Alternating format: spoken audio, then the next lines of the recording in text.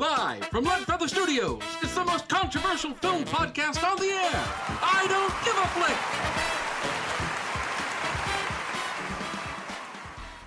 This is a horrible way to end. Fuck this. I'm redoing this. Hey, everybody, welcome to another episode of I Don't Give a Flick. Coming back to you again, it's Johnny Blackburn, and alongside me, as he is almost all day, every day, I can't shake the guy. It's Gary Elmore. Hello. Give it up for him. Gary. What? Gary Elmore. What in the house? And Neil Riley is off tonight on daddy duty. We wish him well, and we'll see him next week. Let's bring in a guy who needs no introduction, and I'm not going to give him one because I refuse to. He's been on way too many times, but he's basically a producer of the show when he comes on at this point. He did the damn itinerary for tonight because I was on a date. Didn't have time. It's Ian Webb. Ian, thanks for joining us, buddy. Oh, hey, Hey, wait a minute. It's Ian Webb. He's trying to tell us something, Gary. Shut up. Trying to tell us Gary, something. shut up. You're still talking. Shut up. Shut up, Gary. Shut up. Gary, shut up. Charlie, my finger. Gary's still talking. Go ahead, Ian. Gary, shut up. Hi. Hi. Hey, Gary. He said hi. It's rude not to say hi back. Let me say hi to him, though. Hello. Salutations, Ian. Whoa. What are we talking about today?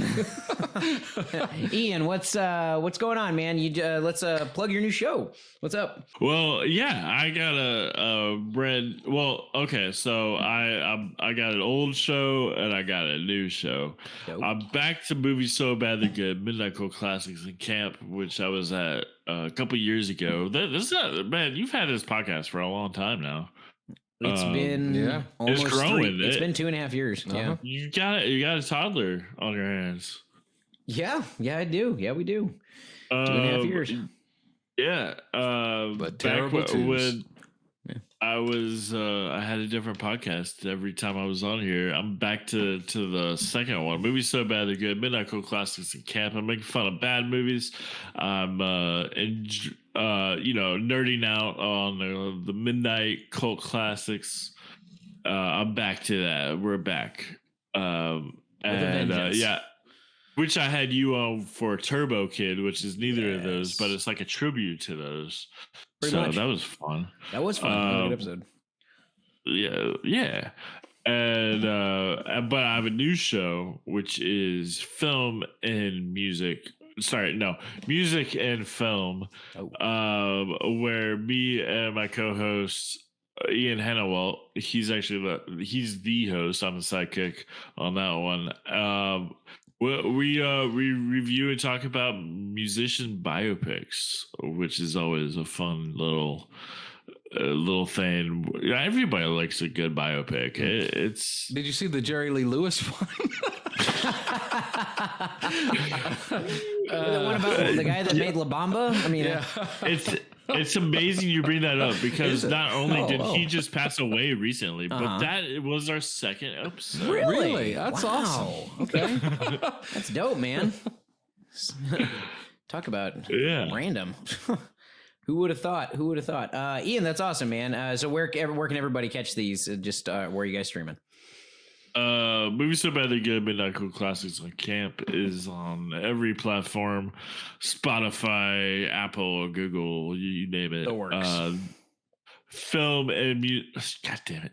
Music and film will be available in all of those. Not yet. I mean, by the time this episode comes out, maybe the first one might be out, but I'm not sure yet. I'm aiming for probably at the beginning of the new year. Okay. Well, we'll keep an eye out for it. That's for sure, man. And you'll definitely probably be on here another time before it comes out to plug it. Let's jump in. We are going to be talking about the greatest and worst plot twists in cinema history tonight. And I'm very interested to see what everybody considers a plot twist. Gary and I almost started a debate earlier on the timing of the plot twist. Doesn't matter if the plot twist, regardless of how integral to the plot it is, Doesn't matter if it's really early in the movie, middle of the movie, or end of the film to make it a plot twist. So we'll get into that here tonight, but really kind of just want to just go off here. Let's kind of look at the old itinerary because we have to do it by the book. Yes. As we told Tom. What is 1A? Oh, we already finished the banter. So what is 2A? 2A. Yes. I think just in turn, we'll go through the plot twists over the decades. Why do we as an audience enjoy a good plot twist? Well, who doesn't enjoy a good plot Let's twist? start with that. Let's start. That's a good question to start on. Ian, this is your question anyway, so take us away. Why do we enjoy a good plot twist? This was my topic. I brought this to you. I was like, hey, how about we do a plot twist episode? You were like, yeah, sure, why not? Okay, so me personally, I like it because I like to be surprised. I like a good, just like, oh shit, you got me out of, like, I don't know, I didn't see that coming, and it's a lot of fun. That's basically it, because I don't know, when you have basically the same plot, same 5 plots in every movie and every year for 6-7 decades straight, you want something new. And so it started in the 50s and 60s, but it really get going with probably Sixth Sense is really what made it popular in the mainstream. People really like being surprised, turns out. Like I was saying, they do. I don't know what, Gary. I mean, like, wouldn't you say like Psycho? I was thinking Psycho more, or like even Citizen Kane. Yeah, that was exactly that. That's what I was thinking as well. Yeah. At that time, there were no plot twists, and then that hit us, and it just yeah. But I mean, I don't know if there weren't necessarily plot twists; they just weren't as common for sure. That I could. I mean, because you like think back to like even like plays like Agatha Christie or something like that. You know, 10 Little Indians. Yeah, just by itself. You know, or what was that one Neil was in? Little Women. Little Women, yes. Girls, darlings, or darlings or something. Yeah. Shout out to you, Neil. Good job in Little Women. Yeah. Yeah, I know. We definitely talked about around the time of Sixth Sense, late 90s, early 2000s is when it became really popular. Where instead of 1 or 2 movies every couple months or a year, or whatever, doing it, everybody was doing it. Yeah, because that's what people were coming to see. Sometimes multiple times in the same movie. Yeah.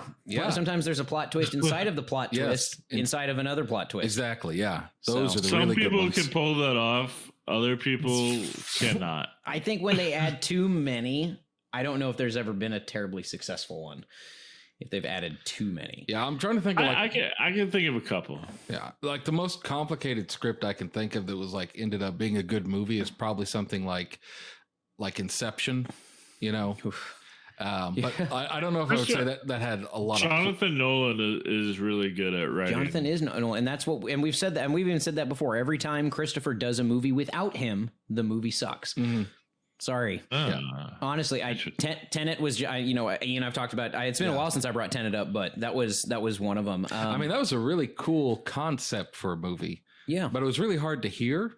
Well, and the audio mixing sucked. Yeah. And like, you only got to like the cool aspects of it, like 2/3 through the movie. Right. But because we could barely hear anything and the 50% we could make out, even though it was very faint, usually covered by some other loud, obnoxious sound. You only caught half the story. On top of that, it was already complicated to begin with because there were so many turns and twists. So it was a difficult view. That's for damn sure. But why do we enjoy a good plot twist, Gary? What do you think? I think we enjoy them because they change our frame of reference for the story we're looking to, or, just we'll be going along thinking we have an understanding or a grasp on something, and then suddenly our whole frame of focus gets shifted around. So like going back to Psycho, the first 15 or 20 minutes of the movie, we're following lady around that killed the guy for the insurance money. Right. And so we think that's not true. She stole money. Well, yeah, she's I'm sorry, you're right. She did steal the money. It was like $5,000 or something like that. Or 60,000 or something. Anyway, all of our viewers are shaking their heads right now. Yeah, I know. I'm going to edit this out. Let me start again. I got you covered, guys. The power of the editor, the power of post. So we think of a movie like Psycho. Not on my watch. Yeah, start again. So we think of a movie like Psycho where the lady stole the money and, we follow her for the first 15 or 20 minutes. And then suddenly the camera stays on Norman Bates, and we're like, why is this happening? Because the whole focus of the story is, kind of shifting. And I think that kind of is intriguing to people because it's like, oh, there's more to uncover here than just sort of what I started out thinking. It's changed in a radical and quick fashion. So it like a plot twist is like a whole change of perspective in usually it's an immediate moment when everything turns around, like this person you thought was the good guy turns out to be the bad guy or vice versa, and it's like, whoa, okay, now everything makes sense or now nothing makes sense, depending on the movie. Right And I think honestly the reason that they've become so good, transition into why they become so much more popular, and the same thing that we talked about on dramatic TV episodes on last week's show. We were talking about when Oz and The Sopranos hit, really when HBO Max became part of a cable package, so way more people could view it, expanding from, maybe a few million viewers. Ian, go ahead with your other point. You better be good. Yeah. Well, another thing other than that was a great point, Gary. And thank you. Other than that, and not only do people like to be surprised, but I mean, people like cleverness. And if there's something going on that we didn't see coming, that's very clever. It makes us think, oh wow, that makes me feel smarter myself now that I understand this. And then when you watch the movie for the second time, if it's good enough, the second viewing, now knowing what the plot twist is, say a movie like The Prestige, for example, it's an entirely different movie, or like Fight Club is a completely different movie your second viewing. Yeah. So it's like it's two for the price of one kind of thing. Yeah. And like, that's to me, like one of the best things about it, when you can rewatch it and understand it from like a more complete angle. Yeah. You see the clues, you see the Easter eggs that are actually hidden right in plain view. Yeah. People have always loved mysteries. You start from Sherlock Holmes way back in the day, and then you move up to, you had mentioned Agatha Christie, any of the Hardy Boy series, whatever. There's lots. Keep going, Ian, if that you still have more to your. Oh, no, that was it. Okay. So yeah, I mean, yes, all of those are true. I mean, yeah, the reason I was transitioning from that is because you guys both brought up good points that there's nothing else to add for me on that. But anyways, back to where I was saying is I kind of felt that the reason that it's become so popular nowadays is because of, here's the thing, and we can certainly debate this, but I personally can't pinpoint a time in the 90s, in the early 2000s when we started to see society in America, at least, transition into that fully realism movement. Everything had to be television, movies, music had to be as realistic as possible. People were more interested in hearing about the problems and tragedies that the average everyday person went through, as opposed to the romanticized and fun perception that we saw pre-90s kind of thing. I feel like it hit an all-time high, and with television shows, it did. I feel like we found that same thing with horrors as well. Horrors were always popular before that, but a different type of horror started around then. And it talks about, we talk about, The Sixth Sense being one of those movies. Yeah. And we'll get into that too, obviously, in the next section. But sorry, Gary, you were saying? No, yeah, just like, how just, society kind of changed. I was watching And plot twists are a part of that. Yeah. That's the thing. They became more popular, I feel, because of the realistic writing that became even more. It was realistic in the 80s and 90s for sure, but it became even more in depth, and they started to peel back more layers of the onion and whatnot as we got into into the new millennium. Yeah, like I was watching the movie Legally Blonde the other day, which came out in like July of. That's a solid fucking film, by the way. I've always really enjoyed that every time I see it. And it came out like in I think July of 2001, so like right before 9/11.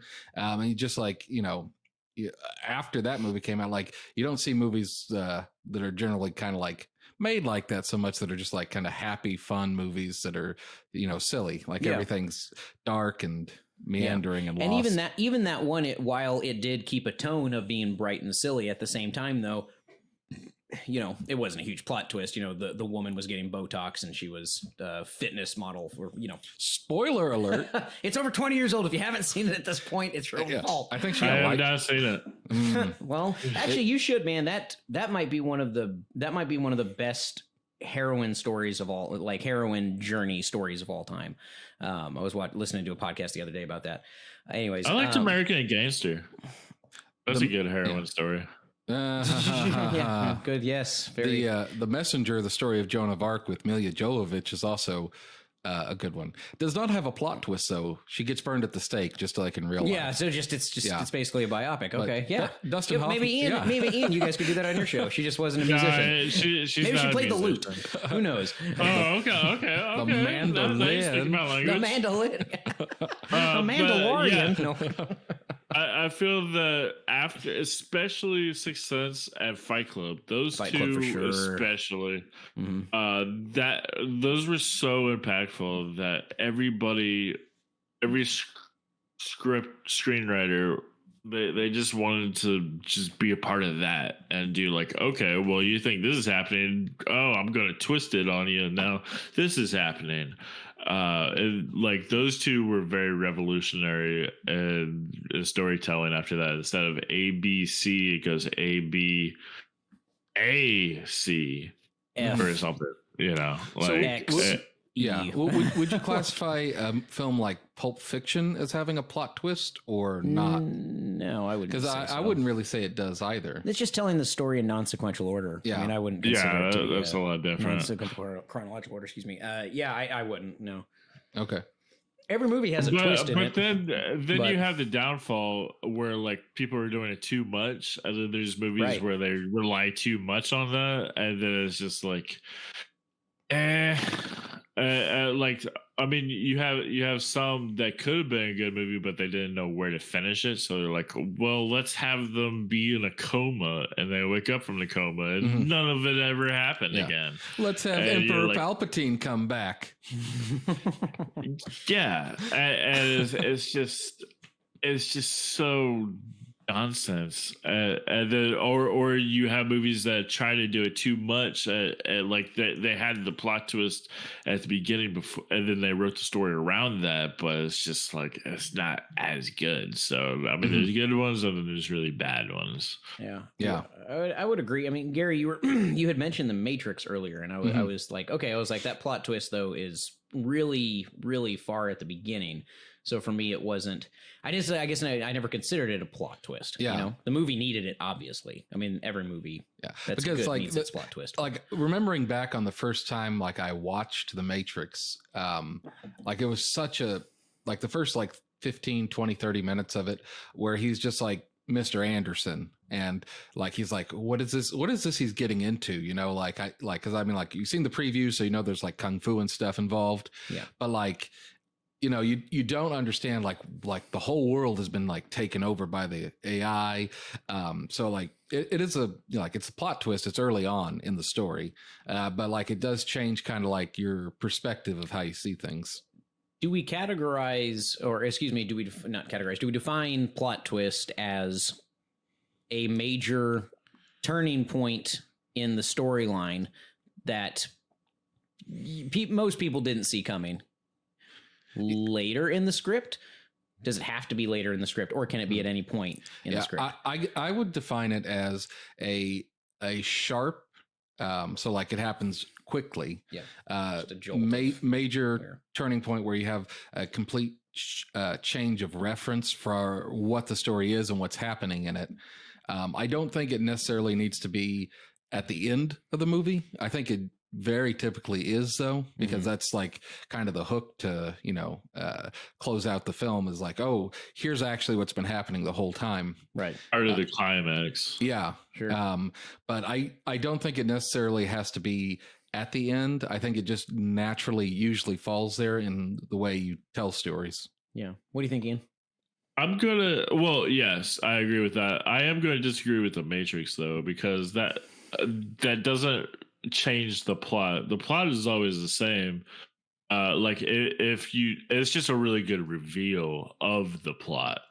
Like, if you have that reveal at the very beginning, there is no reveal, and we know that the world is simulation from the beginning, the movie doesn't change at all. The plot doesn't change at all. It's just a really good reveal of the plot. So I'm going to disagree with that, but everything you said after that, I'm completely on board with. But let me ask you this: if the movie had not revealed that they were in the Matrix until like the last 15 minutes, and it was mainly Mr. Anderson going around, he's like trying to fight with these freedom fighters, and then he gets pulled out, would you call it a plot twist then? Yeah, it just would have sucked. It was meant to be at the beginning. It needed to be. I don't know, because like a plot twist is where it's something you think that it's going one way, and then it changes, and it turns out it's the complete opposite of what is very ironic, is what I'm saying. Like Darth Vader is Luke's father. By the way, spoiler alert. 45. Damn it. Darth, like, he's the enemy, and then all of a sudden it turns out that he's his father. That's an ironic twist. Or Sixth Sense, Bruce Willis is blind. Spoiler alert, is Bruce Willis is bald the entire time. Oh God. Is a ghost. That changes the way you see the movie, and then the second time around is a completely different thing. The Matrix is just it's more of a plot device than an ironic change of how you see the entire story. Well, yeah, that's kind of vague, though. A device is a point where it's used to progress the story forward, so that can be, it can be 8 to 20 times in the script. It depends on how the writer wants to do it. I would disagree with you. I think that it is a plot twist. I think that it did need to happen at the beginning. If it happened at the end, I think it would have sucked. It would have made it completely absolutely different. Yeah. But like it could have been like not at all, and we just know the entire time, and it would be pretty much the same movie. I mean, if he minus didn't, a couple things, because at some point somebody would have had to reveal that as the plot twist, and without knowing that information, then we wouldn't understand the full complexity of the story. So I think it's necessary to have that. I feel like if the movie came out in the 80s or early 90s, it would have just been like the very beginning, just written, the world is now a simulation because machines have taken over and turned people into batteries, and then go first scene. Matrix. That would have been boring, though. I mean, that's part of the fun. Yeah, I agree, but like that's how movies like 12 Monkeys or Running Man or something, like that's how they used to be. And then the Wachowski siblings wanted to just make that more interesting by having it later on, but that it's not a twist. Okay. Yeah. Okay, I'm gonna have to disagree. That gets completely a twist. But what do you think, Gary? Yeah, you're the only one that doesn't comment on that. Yeah, I mean, I still think it's a twist because it changes your perspective on how you're seeing things. Because, like, at the start, you don't know if these people are like just crazy people, like following the White Rabbit on drugs, or like what their deal is, if they're a cult or something. That would have been a good movie too. It could have gone in any of those directions, but it actually turned out to be that no, they were correct, and there's this whole simulation world going on. And so I don't know. To me, it's a plot twist because it does quickly and suddenly change your point of view, because that's true. Because you don't know if they're real or not, because like, take the red pill or the blue pill, and you're like, are these going to kill him, or like what is happening? And then it like modem dials him out of the Matrix. And then you're like, oh, okay, this is real.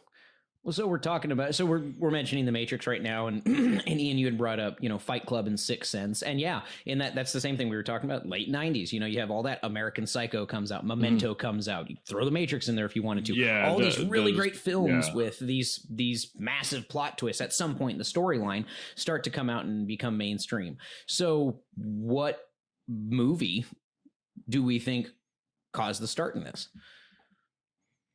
I mean, Sixth Sense definitely popularized it, and Fight Club. Those two, which happened probably within 1 year of each other. Yeah, they were both. Fight Club was 99. I think Sixth Sense was 98. Yeah, 99. No, they're both 99. So yeah. The other ones were all 2000.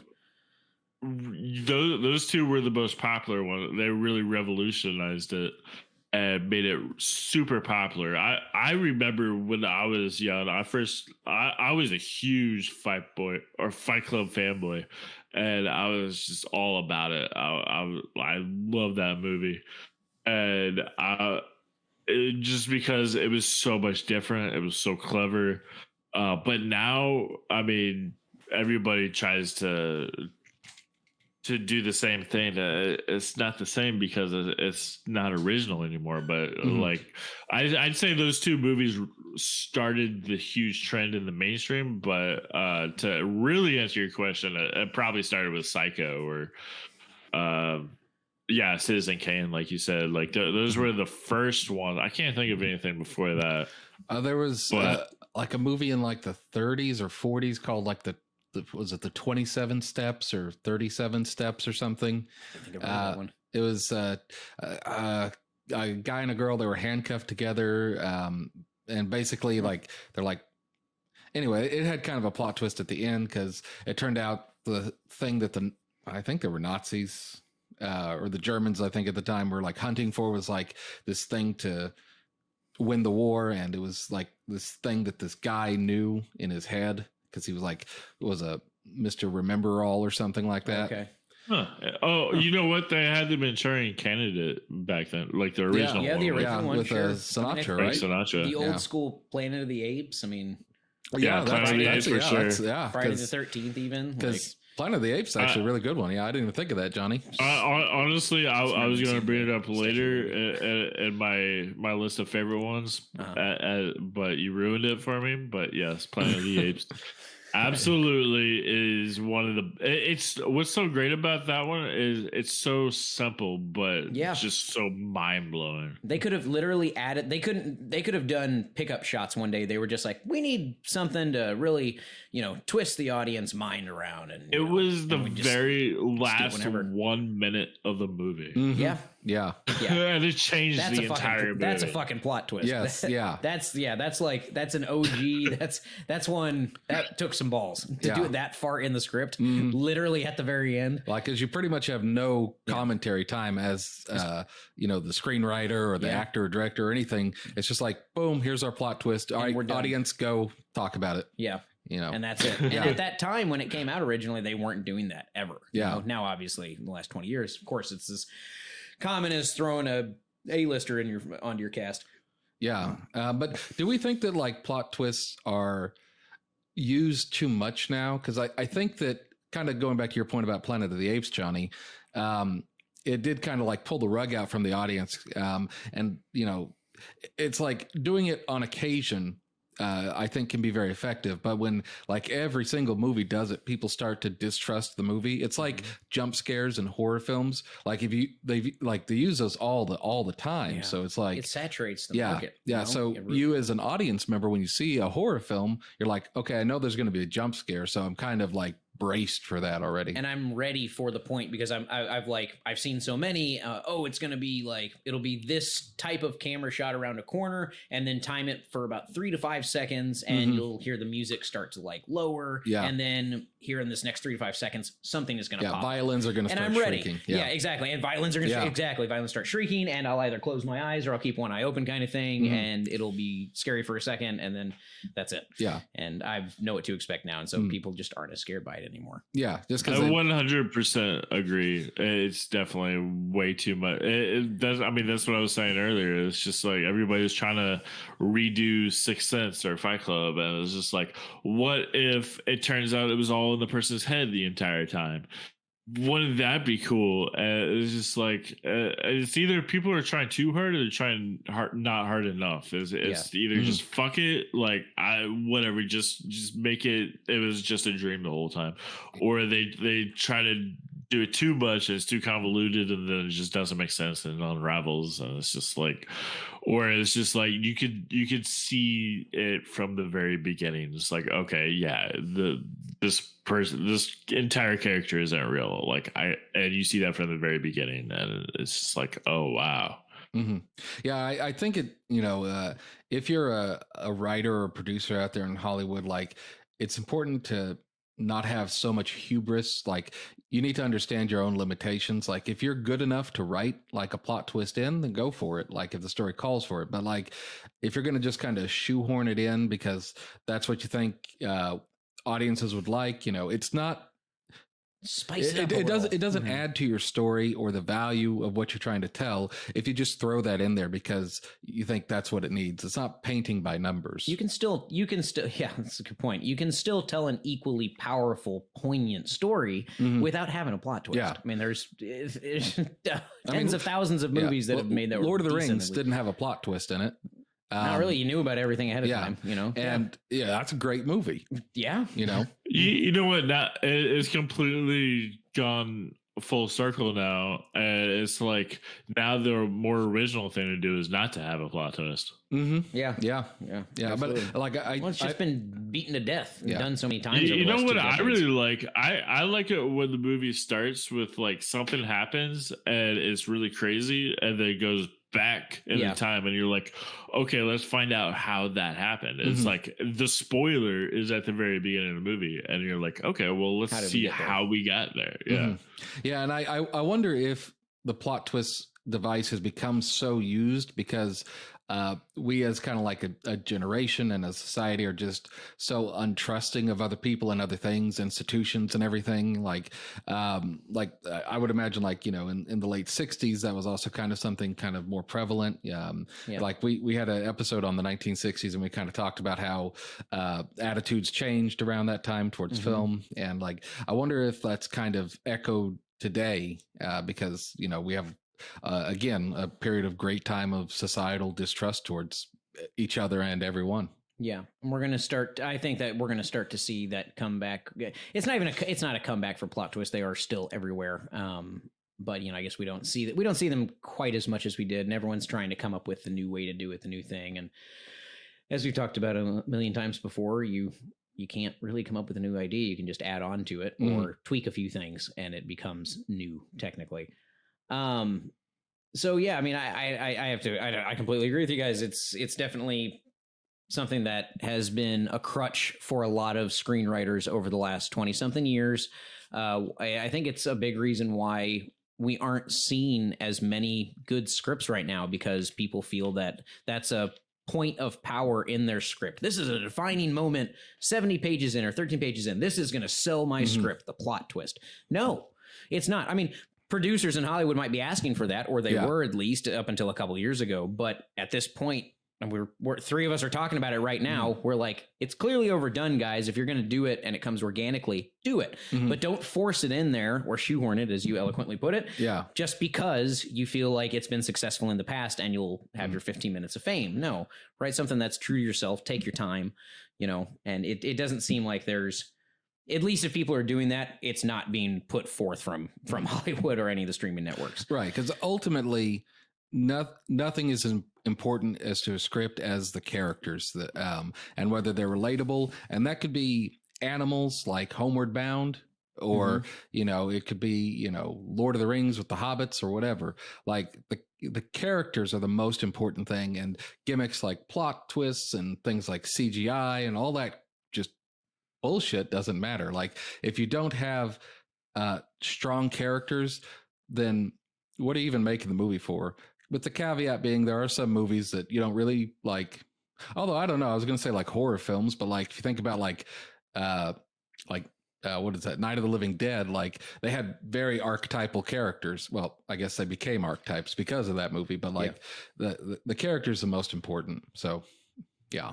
Yeah, absolutely. So what do we feel are the most known and influential plot twists? We're just some of the most famous ones, whatever. Doesn't necessarily matter. Ian, how about you? Why don't you give us one or two to start out with? One of the most known ones? Well, I mean, we definitely mentioned them. Yeah, we were just talking about Planet of the Apes, which I guess is old enough not to really be so much now anymore. But like when it first came out, it was insane because, I mean, we have this astronaut who crash lands on another planet where there's everything's reversed. The people are animals and they don't talk, and then you have the apes that are ruling the society and they do talk, and then it turns out it's Earth, and it's just so long after that, and then it just stops, and it just makes you think like, oh wow, like what did I just watch? So yeah, Planet of the Apes, that one. We mentioned Psycho, which was definitely a really good one, especially for its time, where it turns out that we think it's his mother the entire time doing all the killings. And then the guy says, well, I'm schizophrenic. If that's his mother, then who's in the grave? And you're like, oh shit. And then it's revealed that it is Norman Bates the entire time, but he thinks that he's his mother because he's got that dissonance. Yeah, like exactly. And one of the scariest scenes in any movie ever is that top down shot of the stairway in the hallway. Dude, I know, man. Like I've shown this movie to a few people, and every time they're just like, holy shit. Yeah, because like it doesn't cut away or do anything like that. It's just this top down, and it's the 1960s. Well, like it's silent, and something, she's there and that he's in trouble, and like you just know it's happening. You just like waiting for it to, and then the music hits, and it's like really unsettling music. And then she just runs out, and you have no time to think. Like you want to like warn the person, you want to yell at the movie, like, "Hey!" But it happens so fast, you can't even do that. Yeah, but it doesn't happen like supernaturally fast. Like it's just like the speed a human being. Like I don't know. It's a great shot in the movie. And then, of course, we mentioned earlier Fight Club and Sixth Sense, which are the most popular ones. One of Bruce Willis was a ghost the entire time. And then when you realize that, you realize why he couldn't open the door. He keeps trying to open that damn door, and it's always locked. And it's like, oh, yeah. Because it's always locked because he's dead. In front of it. And then... and then Fight Club, he's just it's pretty much Psycho again, but a little more clever. It's more fleshed out. It's expanded upon. I think it definitely, it was really cool that Psycho was able to do that before it actually became basically a trope in every psychological thriller ever. Is that 25-30% of the time it's going to be the person has a split personality. Yeah.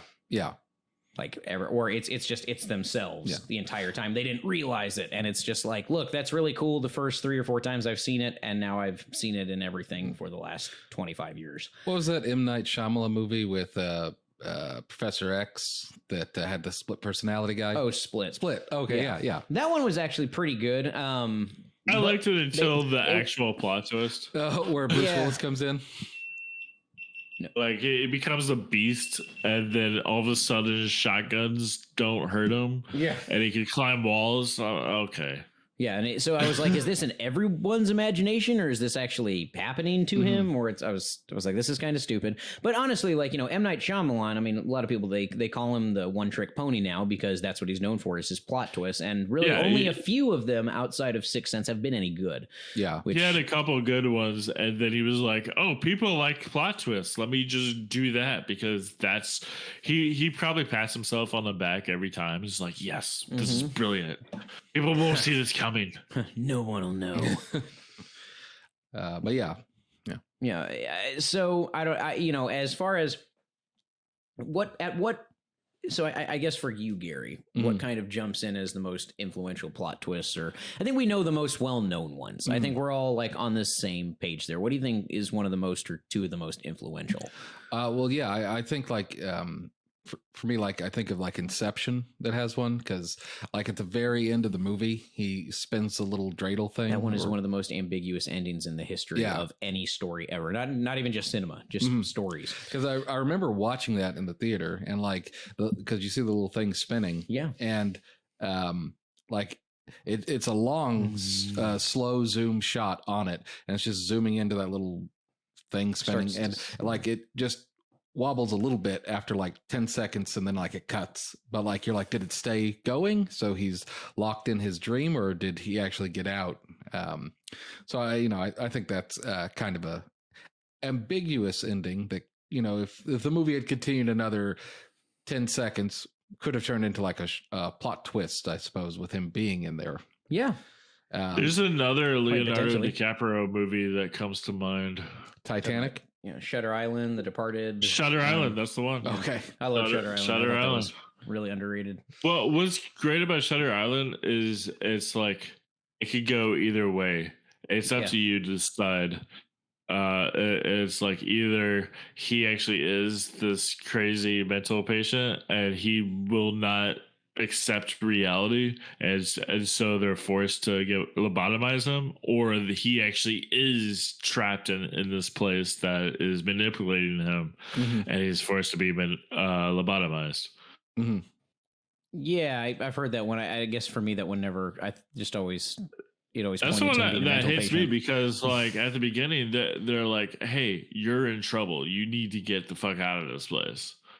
Yeah. So who knows? Did he imagine that or not? Is the kind of thing. Oh, okay. Yeah. Like that, but we don't know. Like that's the thing, is like he could have. Yeah. He might not have though. So you didn't. We're just as crazy as him. Exactly. You didn't see these ambiguous endings pre-2000 for sure. Yeah. None that I can really think of. You pick the ending. How did it end? Like that wasn't really a thing before Fight Club, Sixth Sense, even though with those we saw how they wrapped up, and what happened. We started American Psycho. That was the biggest one I was thinking of. That's the hugest one. I was about to say that. Yeah. Okay. Yeah. You want to? So for mine, that was going to be one of the ones I was going to mention was American Psycho. Like, you want to talk about influential and stuff. Like, you don't know. I know it. There, he says, or the psychiatrist like, oh, that's a hilarious joke, and all these people you thought were dead, they're actually alive. I killed him. He's like, no, I killed him. I killed Paul Allen. Yeah. Paul Allen is dissolving in a bathtub in Soho. That was good. Did you practice that one? No, he's seen it a ton of times. A couple, get the hell out of here. You see that? It's a great movie, man. I don't blame you for watching it a ton. He has like the same routine I do in the morning, so that's kind of neat to see. You and we're basically the same guy. I think. What was his character's name? Not Paul Allen. No, Paul Bateman. Bateman. Yeah. Patrick Bateman. I don't think it's Paul. Bateman. Yeah. Right. Yeah, Patrick Bateman. Which is funny, because Bateman minus the one E makes Batman. Oh God! It's like Denmark and Sweden playing. Have you guys been seeing those memes going around? No. It's you take the first 3 letters from both countries and put them together, and it spells Sweden. And then you take the remaining letters, and it spells Denmark. No, that's like that's like plot twist. Martin Short and Steve Martin. Yeah. Yeah, absolutely. If they ran for president, it would be either Steve Martin or Martin Short. I'd vote for Martin Short. Steve Martin Short for president. So, very well then. As far as, because they weren't doing those really like you were unsure at the end of the movie. You're like, man, I really don't know what the 2010s really, really hit hard They did. And I think American Psycho was the most influential as far as the major plot twists, influencing all of those ones we've seen in the last 15 or so years. That was a big one. I would probably say, I mean, Planet of the Apes, Ian mentioning that was a really huge one too. Yeah, I can't believe I forgot that one. But I mean, we look at, let's look at the most classic one that we're not even mentioning is The Empire Strikes Back. I mean, Luke, I am your father. Yeah. I mean, that changes the entire, not the entire landscape of the series, but it is a massive turn that it raises the stakes. Yeah. And it makes sense once he says it and stuff. You go back and, like Ian, you were talking about, go back and rewatching those movies again. I went back and you rewatch New Hope and you rewatch Empire Strikes Back and you're like, oh, especially the prequels really changed. Yeah, I bet. I mean, I'm being sarcastic. Yeah, I bet. I'm not sure that George Lucas had that in mind when he did A New Hope, though. Yeah, he probably just like off the cuff, just like, oh, what if? You don't think so? But also not only that one, but there's another smaller twist. It's definitely not a plot twist, but there is a twist in that movie with Yoda, because he goes to Dagobah and is just like, I'm looking for this master Jedi, and there's this little like crackhead just fucking with him and poking him with a stick and laughing at him, and he's like, okay, stop fucking goofing around. Where's this Jedi master? And it turns out he is him. Yeah, and he becomes much more serious, and then for whatever reason later on when he's a Force ghost in The Last Jedi, he's just goofing around. Makes total sense. It's a great movie. Thank you, Rian Johnson. And then if you watch if you've never seen it before, you watch the prequels, it ruins the whole thing. But like, that's a great reveal of how like he's just fucking, he's just trolling him, and then he's like, nah, it's me. Well, no, because it speaks to his point, because he's like, judge me by my size, do you? And then he lifts the X-wing out of. But he's being so obnoxious. He's just like laughing at him, and he's just like, he's hitting R2-D2 with a stick. He's just like. He's just being a little shit, and it's like, God damn it! Like, just show me where he is, or go away. Like, you're so annoying right now. Yeah, but he's testing his patience. So yeah, these are all really good plot twists. These are all really solid plot twists. What about bad plot twists? Let's turn our attention really quick here to bad plot twists again. We kind of briefly went over it a little bit, but The Wizard of Oz. Come on now, that was all in her fucking head. Give me a break. Come on. And see, the funny thing is, all these plot twists are in the books, which were written typically, decades before the movies actually came out, and we're talking about it, and we're like, well, you look at it, plot twist's been around for a long ass time. Yeah. But as far as bad plot twists, at what point does a bad plot twist ruin a movie? Yeah, go ahead, Ian. Okay, go ahead.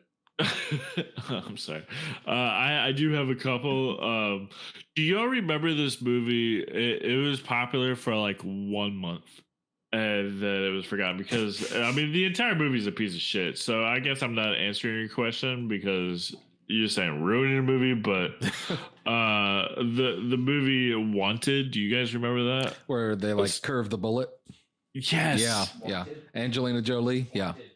I mean that was just a horrible movie left and right. So but I remember that they're talking about the guy like at the very beginning, his father died or he's done his life, and it's just like, oh yeah, I don't have my dad, and then they're like, hey, there's this bad guy who you should go kill him, and then the guy sees him. He's like, hey, I'm your father, and I saw that coming from miles away. Yeah, it was so stupid. Who was the guy in that? I can't remember. James McAvoy. Okay, I thought I was like, is it Professor X? And yep. Yeah. Technically, it is. Yeah, but I'll tell you what. One that ruins the movie: Iron Man 3. With the Mandalorian, with the Mandarin. Yeah. Being Ben Kingsley. Yeah. Because you have this badass terrorist who's just like, I am the match for Iron Man. Like, I'm revolutionary. Like, you calling me a terrorist, I think that I'm just, I forgot what he says, but like, I'm just, I'm something else. I'm above y'all. Like Iron Man ain't shit. I'm going to destroy his house. and then it just turns out he's just like an actor, and he's drunk, and he's nothing. He's just hired by these other people, and it's a real letdown. Okay. Yeah. So you could just safe to say that, we could all agree that whenever a bad plot twist comes in at the very end, that's when it ruins the movie. Typically, when it's lazy and the writers have no idea which way they're going to go, they're like, "We got to add something to end it on a high note." Yeah, so that's what I was saying earlier. It can be either like they don't know where to end it, so they'll just be like, "Well, let's just change this a little bit right here." Okay, now the movie's over. Or it could just be the entire script is just terrible. I think it ruins the script if it dismantles something we knew about, like the characters or something. So like if in The Lord of the Rings, it turned out Frodo was actually Sauron the whole time, just hiding. Like at the end, that would have been awful. That would have been incredible. What are you talking about? Would have been terrible. But I mean, like if a plot twist just doesn't make any sense, like Planet of the Apes, that makes sense within the universe of the movie. Right.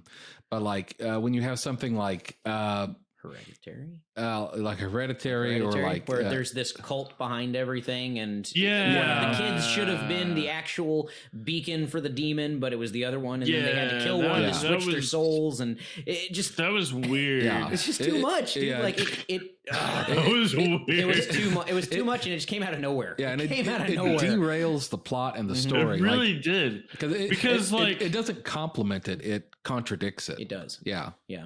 It's like, but the kid, they wanted the kid to die, but then she died semi-naturally. Like, I mean, nobody saw that coming, but it helped them. Like, and I didn't mind. I mean, obviously, it was a gruesome death scene, and nobody wants to see a child die like that, even on screen, especially on screen. But and that part was fine, but it was just at the end where there's this demonic force and presence the entire time, and there's this large group of people that was behind everything trying to make it happen, and the demonic force was there working with them, and it's not even really hinted at. Maybe once, maybe twice, but anyways, I won't go into my whole spiel and keep going. Yeah, Ian, you just saw it recently for the first time. Yeah, what did you think? Yeah, I'm so sorry. I wish Jacob was here. Oh no! Well, you can, no. You don't have to go into a full description of it, but you can. What did you think about the plot? Because I've said this before. The plot twist was my biggest problem with it. It was my biggest qualm. I mean, you have successfully kept me from watching this movie, and I finally did. I was like, okay, well. Like I've seen it a couple times, and I'm like, I like it more the more times I've seen it. That's but it really still makes no sense, because it's like, like you said, the cult at the end just like comes out of nowhere, and it's like, but they like kind of half-ass it with the lady that's friends with the mom, because like she introduces her to the whole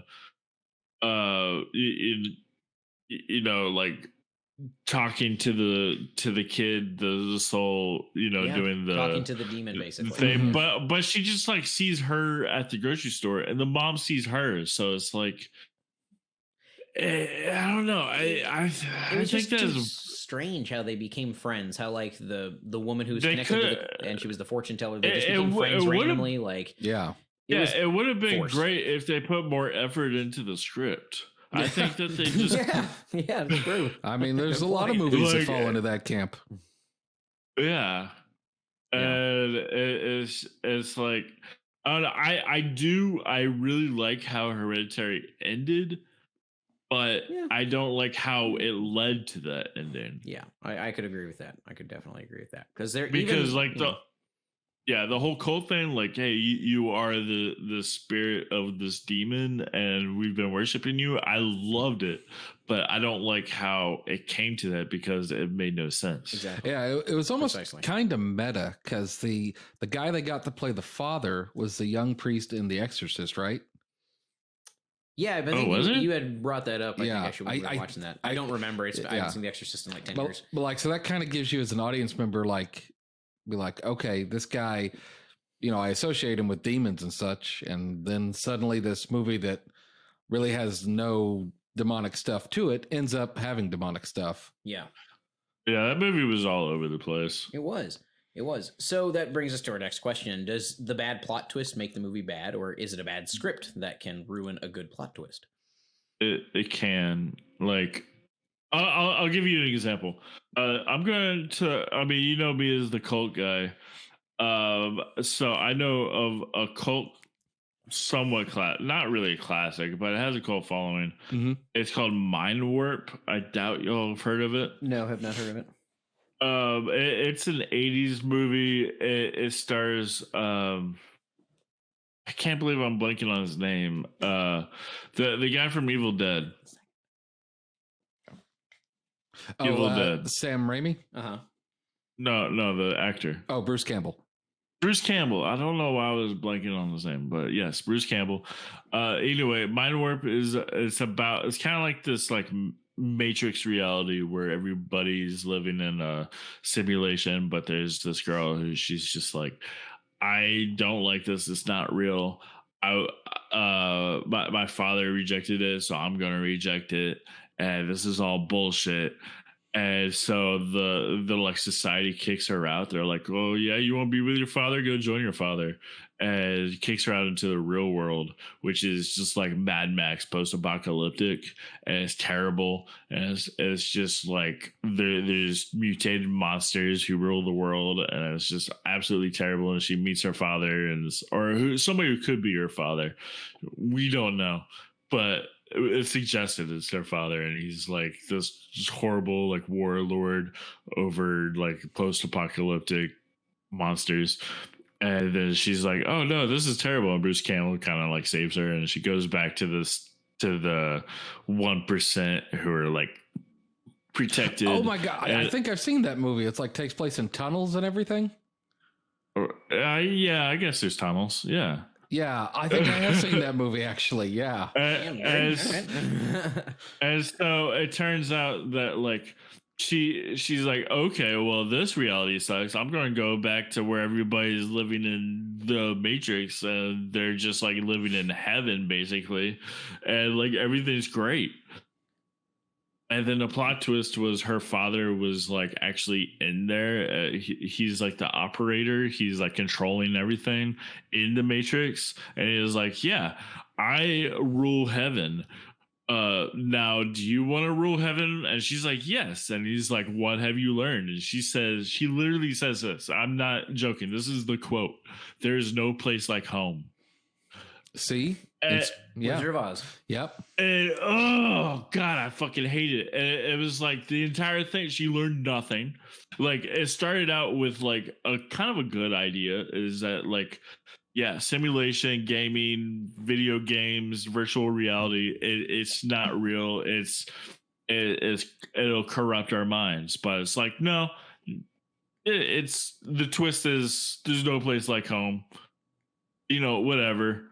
Like everything we saw earlier, it's bullshit. You know, just like say fuck it to everything. That's the twist. And I was so mad when I saw that. Like nothing has infuriated me more. It sounds like you're very upset about that. I am sorry. I am. I appreciate your passion though.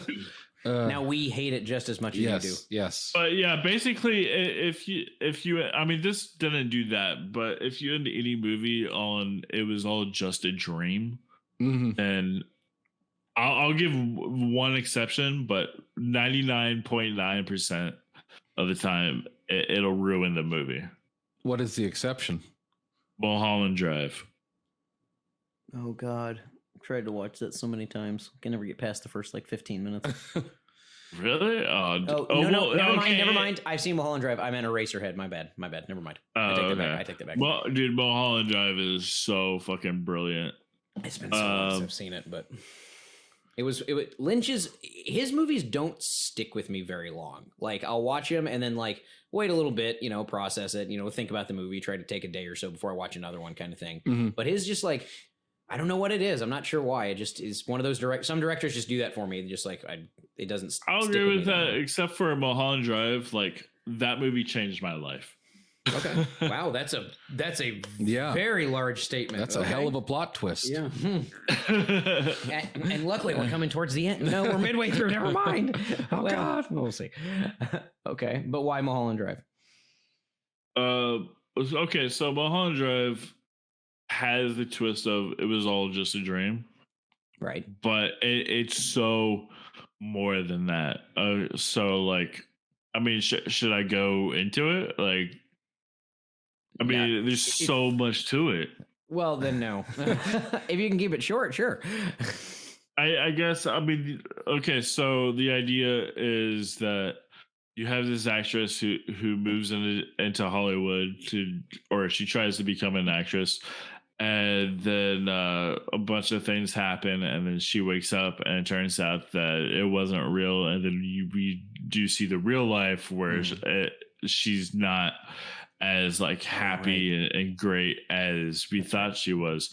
But it turns out like, and then movie ends, but like the thing of it was all just a dream. We realize she manipulates the dream. She puts all these characters where she wants to in the dream, and like if you watch it a second time, it's different because you understand that it's a dream and that all the characters are playing these different parts to fit the narrative, because she put a hit on a person, like her girlfriend Camilla, she put a hit on her to murder her, right. And so she feels bad about it, she regrets it, so she tries to change things around. So within this dream we see a completely different reality where everything goes to where she wants it to be, and it's just like, but we don't know that the first time watching it, so it's just like completely different. And just the way Lynch wrote the script, it's really clever the way that he did it. I mean, he did and it's a really dumb trope that, and he knows it, but he did it on purpose. And like the entire dream sequence, which is 3/4 of the movie, is bad on purpose. Like the acting is kind of cheesy, the script is really bad, and it's like while you're watching it, you're like, okay, who fucking wrote the script? This is terrible. But then when we get into the reality, it's like way better, and it's just there's just layers upon layers, and that's just Lynch being Lynch. But that sounds like one you should have brought up during the the best plot twist. Yeah. I was going to, but then we moved too quick. We move quick on the show. Got to be on your toes. But that's my exception. So, if you use it was all just a dream, usually, other than that one exception, it's usually it'll probably ruin the movie. Yeah, well, we hadn't quite gotten to that part, but might as well good segue into it, I guess. That's what you asked. Well, I asked you, does the bad plot twist make the movie bad, or does a bad script ruin a good plot twist? I mean, it could be either. It could be like Mind Warp was a terrible. I mean, actually, Mind Warp was good until you got to the plot twist, and then it just like infuriated me. Okay. Wizard. I didn't necessarily get that from your description of the entire movie. So. Iron Man 3 was a good movie until the plot twist, and then it kind of just unraveled, and just it was like, okay, so this character means nothing to me now. So Iron Man 3 ruined the movie. So what movie have you ever seen a movie that had a awful script but a badass plot twist? Oh, but a badass plot twist. Yeah, or just a good plot twist in general. I personally think it can only go one way. The plot twist can certainly ruin the movie, but you can't have a shitty movie that's got a good plot twist because it makes no sense. If the movie already doesn't make sense, it's already bad, and you throw in a good plot twist and it doesn't make it better or into a better movie, then It doesn't make any sense. Yeah. It's It sounds not like Ian logical. answered that with like the Mulholland Drive already. Yeah. Yeah. I can't really think of a movie that was bad and then saved by the plot twist. And I was like, can't either. oh, this is actually really good. I haven't seen Mulholland Drive. Yeah, I mean, usually like the plot twist, if it's going to be a good plot twist, it's got to build on the movie that's already been happening. And Agreed. yeah, if you have a foundation of sand, you can't really build anything of value on top of that. Yeah. What about you, Ian? Can you think of any that falls into that? No, I can't. I can't either. Yeah. Mm-hmm. Well, hey, that's a challenge for anybody listening. Actually, Yeah. if you find one and you think you've got a Post in the comments below. post in the comments below, Like and subscribe. or you could just message us and let us know, and we'll happy to discuss it on the next episode, or put in an edit of some kind later on. It's true. So a we're not director's live, cut so. of this episode. I mean, I guess Mulholland Drive in a way, because the script and the acting is so cheesy until the plot twist, and then it gets really good. But I mean, it's still overall a really good movie. Okay, It's just on purpose. It's purposely bad. So it Well, doesn't I'm really not talking count. about purposely bad. Yeah, I mean, I know. That's I craft. know. That's It's the crafted. only That's thing- well done. It's the only thing, because I showed it to my fiance a couple of weeks ago, and she was not having a good time the first 2 acts, and she was just like, that's a good chunk "What? of the movie." Who wrote this?" And I was like, "Just wait." And then Crazy, the plot man. twist, and it was like, "Oh, okay, I understand now." She's like, I'm leaving you if this plot twist isn't the best thing ever. Jesus, that's a You little can intense. forget about March 3rd, Ian. the first day of not spring. Actually, you don't even know the arguments we've had over movies.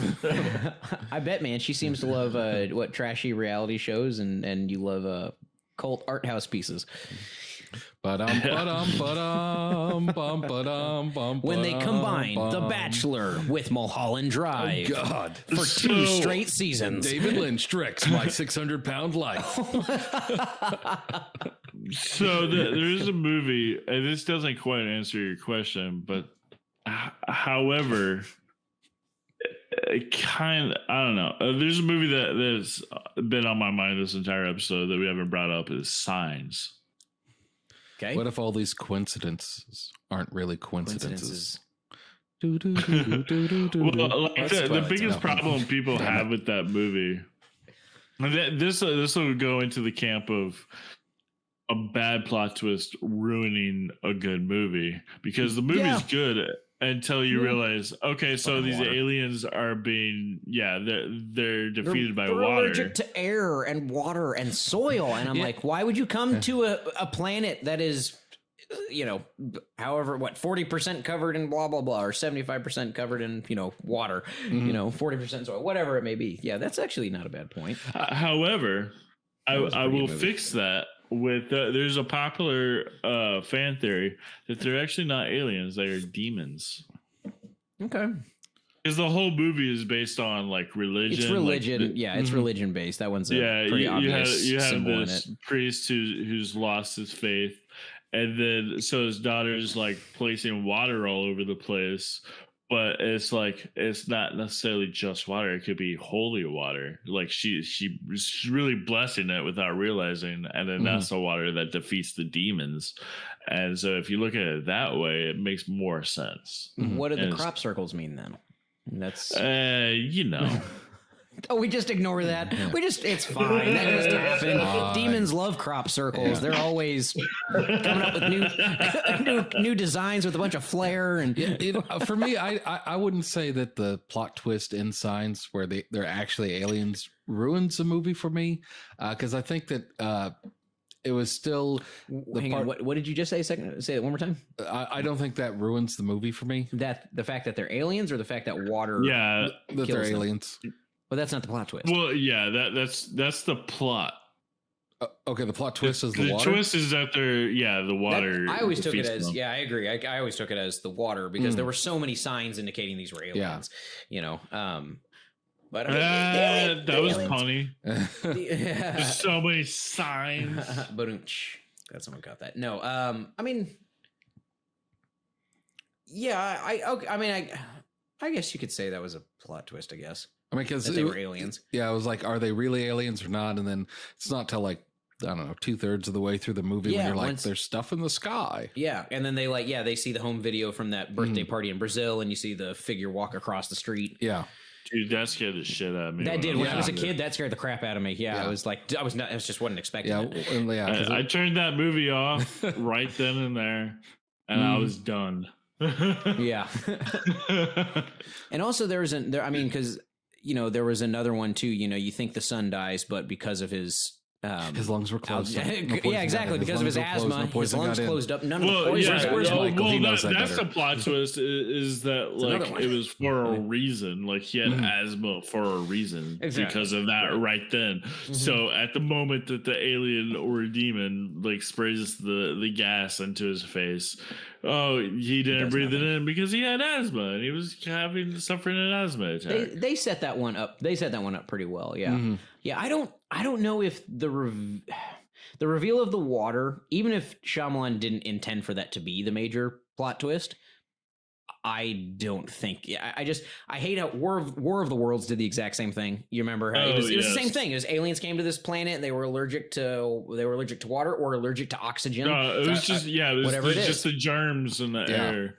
Or even if it's germs, bacteria. There's so many alien style movies that have that. They come to Earth and then the aliens can't take over because of something really stupid. Or like Mars Attacks. They're Waylon Jennings defeated by like music. Or was that Hank Williams? Yeah, was it Hank Williams? I don't remember. No, God, I don't think it was Hank Williams. It was definitely a golden era. It was country. like, Hank Williams did that. I mean, he was that country twang. Yeah. But I mean that was parody and that was brilliant. I think or there's Independence Day. Yeah, there's a lot of them. Upload a virus. Yeah. That one was a little more ingenious, I think, than they're allergic to water. I mean, it doesn't really make sense that you could upload make a virus for alien computers. But it's better than they're allergic to water. I mean, the more you think about it, though, it really unravels. Let's just agree that for the as far as the alien invasion movies go, Battlefield Earth is pretty flawless. Yeah. That's not the worst sci-fi movie ever made. Probably not the worst even. Actually, it's probably. Neil Breen's newest one is probably a sci-fi, so that's going to be the worst movie ever made. News, everybody. It's coming. Neil Breen has a new movie coming out. When is the release date? Nobody knows. Guys, I met a woman. I was on one of the dating apps a couple weeks ago, and I met a woman that actually knew who Neil Breen was, or at least she claimed to, and she started talking to me. We started texting about some of his movies, and it was really fucking strange. Outside of you guys, and sometimes on the other podcast, we'll talk about Breen. Like Bree will talk about it, or I don't know, maybe Sloan or somebody. I don't have a lot of friends in my Sloan doesn't know Brand, but yeah. Well, whoever that, maybe Daniel or something. I don't know. I feel like other people on your podcast have talked about it with us. Irregardless, it doesn't matter. But point being is, I was just so surprised. Anyway, sorry. Before we get into the weeds here, really quick, but let's jump into. So we talked about. Ian, you gave a bunch of examples of what you thought was lazy plot twists, lazy writing at the end. When we talked about the standard tropes of those plot twists, was the person dreaming it the whole time? Was it a split personality? Were they a ghost? Was it in their head? All that kind of stuff. Gary, what jumps out to you as a really lazy plot twist? What movie or two kind of pop in your head? You're like, damn, that makes no sense. Why would they do that? I don't know, like for as far as a lazy one goes, I mean, like I think a lot of the ones M. Night Shyamalan has produced lately kind of fall into that camp. I think he started off really strong with using the plot twist, but for whatever reason, Sense and Unbreakable, he felt like he needed to do that on all of them, and then it just kind of became kind of rote as far as that goes.